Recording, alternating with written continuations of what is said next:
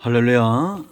사랑 많으신 긍휼의 하나님을 찬양하고 영광을 올려드립니다. 같은 마음으로 하나님을 사랑합니다. 오늘도 여호와이랍니다. 반드시 하나님의 응답이 있습니다. 우리의 눈과 귀가 열려지는 복된 시간 되기를 원합니다. 자, 오늘은 시편 106편입니다. 꼭 읽어보시고요. 먼저 기도하겠습니다. 영광을 우리 하나님께 올려드립니다. 온 마음으로 나의 주 나의 하나님을 사랑합니다. 예수 그리스도의 부활을 의지하고 주의 이름을 의지하는 하나님의 백성들이 여기에 있습니다. 하나님과의 관계를 무엇보다 소중히 여기는 귀한 삶을 살기 원하는 하나님의 택한 자녀들이 여기에 있습니다. 축복하시며 응답하시고 종을 낮추시고 겸손하게 하시고 오직 말씀의 도구로만 쓰임받게 하옵소서. 예수님의 이름으로 사모하며 기도합니다. 아멘. 자, 1절로 마지막 절까지 읽어보시고요. 중요한 구절들을 우리가 말씀을 나누면서 읽어보도록 하겠습니다. 자, 3절 말씀을 보겠습니다. 정의를 지키는 자들과 항상 공의를 행하는 자는 복이 있도다. 아멘. 누가 복이 있다고요? 정의를 행하는 자, 공의를 항상 행하는 자. 여기서 말하는 정의와 공의는 하나님과의 바른 관계를 소중히 여긴다는 겁니다. 이런 사람들은 죄를 짓지 않는 이유가 하나님과의 관계입니다. 내가 사랑하는 그 하나님을 마음 아프게 하지 않기 위해서, 단지 복받는 것이 목적이 아니라 하나님을 소중히 여기는 겁니다. 그러므로 정의와 공의, 하나님 앞에서 자기 자신을 잘 다루는 그런 삶을 말합니다. 여러분, 우리나 구원은 거저받는 거지만 축복은 심는 대로 거두는 것입니다. 진짜 복은 여러분 어떤 것이냐면 영적인 기갈이 극복되는 겁니다. 밥을 먹고 좋은 것을 자고 좋은 집에 거하면 육체가 편안하죠. 그러나 하나님과의 바른 관계를 맺으면 영이 살찌고 영적으로 평안합니다. 어떤 것이 더 복일까요? 영이 잘 되면 범사는 저절로 잘 되게 되어 있습니다. 그래서 오늘 이 말씀을 크게 나눠보면 1절로 5절까지 내용은 하나님을 찬양하라는 겁니다.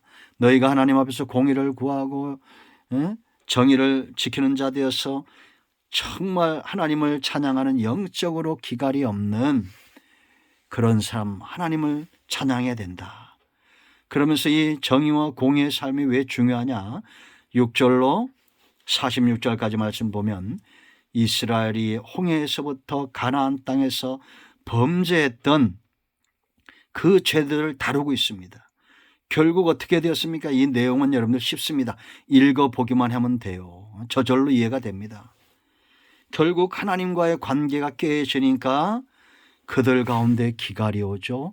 문제가 일어납니다. 가나안 땅에 들어가서 우리 사사기 여러분 보세요. 사사기서 이 마지막 부분에 다루고 있죠. 그들의 노예가 됩니다. 노예였던 자들의 노예가 되죠. 그러므로 하나님과의 바른 관계가 이만큼 중요하다는 겁니다. 자, 그래서 우리가 중요한 구절들을 보는데요. 먼저 8절 보세요. 이스라엘 백성들을 애굽에서 이끌어내고 이들이 범죄함에도 하나님이 그들을 진노 가운데 망하지 않는, 이스라엘이 진노 중에 망하지 않는 이유가 있어요. 8절. 그러나 여호와께서는 자기의 이름을 위하여 그들을 구원하셨으니 그의 큰 권능을 만민이 알게 하려 하심이로다. 왜 구원했다고요? 자기 이름을 위하여. 만민이 알도록. 여러분, 하나님은 영광을 빼앗기는 분이 아닙니다. 하나님의 영광의 통로가 이스라엘 백성들인데 그들이 애굽에서 노예로 산다고 이렇게 생각해 보세요. 여러분의 자녀가 세상의 노예, 물질의 노예, 건강의 노예로 산다고 해보세요. 행복하지 않겠죠? 부잣집 아들이 앵벌이로 산다고 생각해 보세요. 아버지의 마음이 어떻겠습니까? 하나님은 절대 자기 백성들을 통해서 영광을 나타내기 원하시지 만민이 알게 한다는 겁니다. 모세가 여러분 하나님이 진노할 때마다 뭐라고 말했습니까? 기도할 때마다 하나님이 능력이 없어서 저들을 이끌어내서 광야에 죽었다고 이방인들이 말한다는 겁니다. 하나님이 그걸 몰랐겠어요? 그 하나님의 마음을 만져주었던 모세죠. 이따 또 나옵니다. 그러므로 여러분 우리는 하나님의 이름, 하나님의 영광을 위하여 존재하는 가치 있는 존재다. 그걸 아시기 바랍니다. 자, 또 13절 말씀 중요한 구절입니다. 그러나 그들은 그가 행한 일을 곧 잊어버리며 그의 가르침을 기다리지 아니하고 홍해에서 여러분 마라에서 광야에서 하나님이 말씀하실 때까지 기다리지 않잖아요. 기다리지 않고 원망과 불평을 먼저 하죠. 이게 보통 광야 연단 가운데 있는 아직 그 내면에 쓴뿌리가 남아있는 뽑아내야 될 해결해야 될 죄가 있는 사람들의 모습입니다. 기다리지 못하는 겁니다. 홍해 앞에서 하나님께서 행하신 은혜는 쉽게 잊어버려요. 여러분 애굽에서 얼마나 놀라운 기적을 행하시고 또 홍해를 가르고 마라의 쓴물을 바꾸고 그런데 쉽게 잊어버리죠. 그래서 정의와 공의, 하나님과의 바른 관계가 이만큼 중요한 겁니다. 그러므로 저와 여러분은 은혜를 깊이 새기고 문제와 원망과 불평은 빨리 지나가고 잃어버리게 해야 됩니다. 자, 그런데 놀라운 것이 또 있어요. 14절 15절 말씀 보세요. 광야에서 욕심을 크게 내며 은혜는 잊어버리고 욕심은 또 크게 낸다는 거예요. 사막에서 하나님을 시험하였도다. 왜? 육신의 삶을 위해서 뭘 먹을까, 뭘 입을까, 뭘 마실까, 이런 육신적인 삶은 그것을 위해서 기도하고 그것을 위해서 사는 사람은 하나님을 시험하는 존재예요. 그런데 하나님이 이런 기도 들어줘요, 안 들어줘요? 들어주셨습니다. 15절 보세요. 그러므로 여호와께서 그들이 요구한 것을 그들에게 주셨을지라도 그들의 영혼은 뭐요? 쇠약하게 하셨도다. 이런 것과 똑같습니다. 우리가 많이 기도해서 물질이 넉넉해지는데 이제는 어려울 때보다 더 기도하지 않아요. 만족이 없어요. 영적 기갈에 허덕이는 존재입니다. 그러므로 저와 여러분은 항상 공의를 심는다. 항상 하나님과의 관계를 바르게 해야 된다라는 겁니다. 그런데 이제 우리가 주목할 것은 이런 정의와 공의의 사람 그들이 있어요. 106편에 이들이 이스라엘 향한 하나님의 진노를 끊고 저주를 끊고 축복이 오게 한 사람입니다. 19절 말씀 보세요. 여러분 그들이 호렙산에서 송아지를 만들고 여러분 어떤 상황인지 알겠죠? 출애굽기 31장 32장 상황입니다. 우상 숭배하죠. 자기의 영광을 풀먹는 소의 형상으로 바꾸었도다. 이럴 때 하나님의 진노가 크죠. 그때 이 진노를 돌이키신 사람이 있어요. 23절 보세요. 그러므로 여호와께서 그들을 멸하리라 하셨으나 이 우상 숭배에 빠진 자들을 멸하겠다는 겁니다. 그런데 그가 하나님이 택하신 모세가 그 어려움 가운데서 그의 앞에 서서 그의 노를 돌이켜 멸하시지 아니하게 하였도다. 모세와 같은 사람이 얼마나 놀랍습니까? 우상 숭배는 반드시 죽을 죄인데 그런 하나님의 진노를 돌이키는 사람이요. 우리 가운데 이런 분들이 있습니다. 영상을 통해서 말씀을 접하는 여러분 모두가 이와 같은 하나님의 택한 사람, 영적인 왕 같은 제사장임을 기억하십시오. 또 있습니다. 28절 보세요, 여러분. 또 이들이 원망하고 불평할 때 하나님이 이렇게 은혜를 베푸셨는데 28절 보세요. 그들이 또 부올의 바알과 연합하여 죽은 자에게 제사한 음식을 먹어서 어떤 사건인지 알겠죠?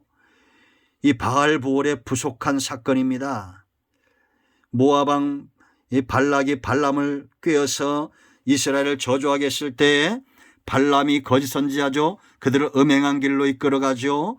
그때 온 땅에 연병이 퍼져 이스라엘 가운데 하나님의 진노가 임할 때에 30절 누가 일어났습니까? 30절 보세요. 그때 비나스가 일어서서 중재하니 이에 재앙이 그쳤도다.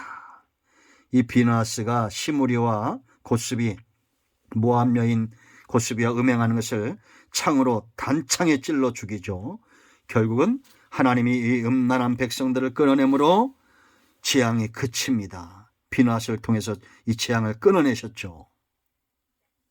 자, 우리가 또 주목할 말씀이 있습니다. 사람은 누구나 다 죄 때문에 망하는 것 같죠? 아닙니다. 44절 말씀 보세요. 이스라엘에 또 이제 가나안에서 범죄를 쭉 다루고, 그러나 여호와께서 뭐라 했어요? 그들의 부르짖음을 들으실 때에 그들의 고통을 돌보시며 그들이 죄 가운데 하나님의 진노를 받고 고통 중에 이제는 노예가 돼서 부르짖을 때 하나님이 돌보신다는 겁니다. 그들을 위하여 그의 언약을 기억하시고 그 크신 인자하심을 따라 뜻을 돌이키사 그들을 사로잡은 모든 자에게서 긍휼히 여김을 받게 하셨도다. 아멘. 이건 이제 사사기의 사건들입니다. 그러므로 여러분, 죄로 망하는 것이 아니라 부르짖지 않는 겁니다. 기도하지 않는 겁니다. 하나님과의 관계 회복을 등한시하는 거예요. 그러므로 여러분, 우리는 모든 어려움과 고난은 죄의 결과입니다. 그럴 때 부르짖어야 돼요. 하나님 앞에 나아가 간구해야 됩니다. 부르짖는다는 것은 하나님 외에는 살 길이 없다는 겁니다.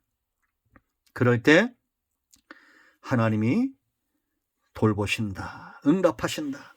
그러므로 이제 48절, 이것이 우리의 고백이 되어야 됩니다. 여호와 이스라엘의 하나님을 영원부터 영원까지 찬양할지어다. 모든 백성들아 아멘 할지어다. 할렐루야. 여러분 가운데 복 있는 자가 누굽니까?